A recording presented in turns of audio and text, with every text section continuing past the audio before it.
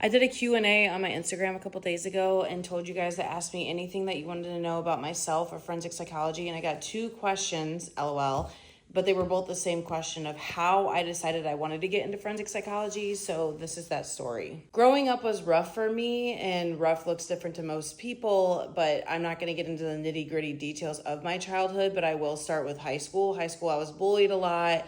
I didn't have a backbone. Ironically, people look at me and they're like, what? Because I definitely have a backbone now.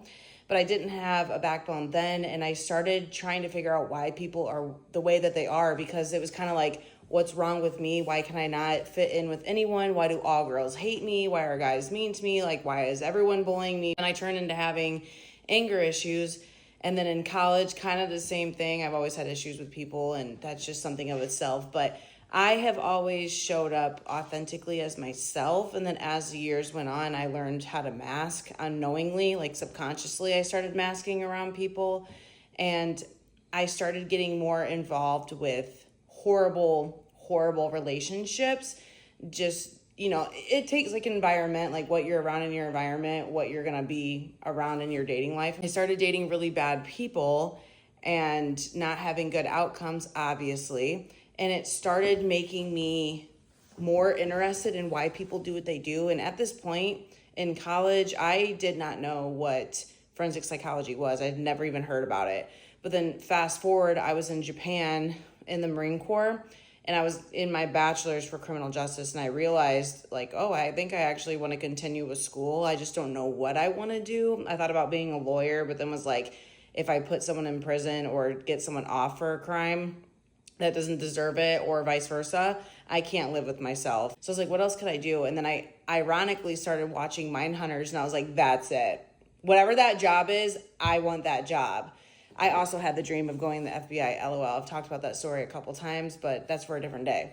So I found forensic psychology that way, and I was just obsessed. I mean, extremely obsessed. I was just like every other girl that watched every single true crime doc you can find on any app. I'm just extremely into it. But for a long story short, my entire life I felt like an outsider, and I felt like everybody else had this playbook to life, and I just was the only one who didn't get it. I was raised in a good environment, but at the same time, like pretty rough.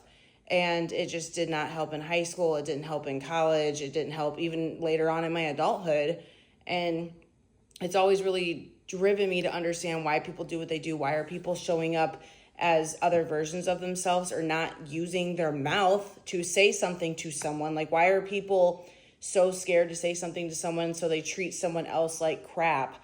It's never made sense to me. Then I realized, like last year, oh, I'm masking around people in some situations. And I'm a girl who stands out. I have, I guess, what people say, like an intimidating aura, and I'm different. I know that. I know I think differently than most, and which is why I'm happy that I have you guys, because you guys seem to think the same way as me. That's the very, very short story that could be extremely long in a podcast of how I got into forensic psychology. My last relationship as well, when I decided I wanted to get in forensic psychology, he was so traumatizing, it's not even funny, that I would pick apart his brain so much. And no matter how much I knew about DV and intimate partner violence and psychological like warfare against someone, I got enmeshed in a relationship that was so incredibly toxic that I felt like I had no information at all on any of these topics, because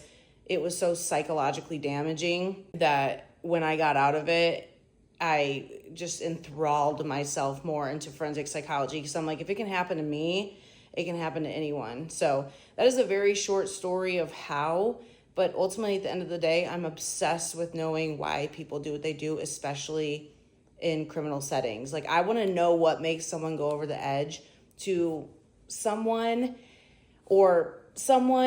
and go even as far as like being a serial killer, or like ripping people's limbs off, being a cannibal, doing horrible things. Like, what in the brain drives someone to do that?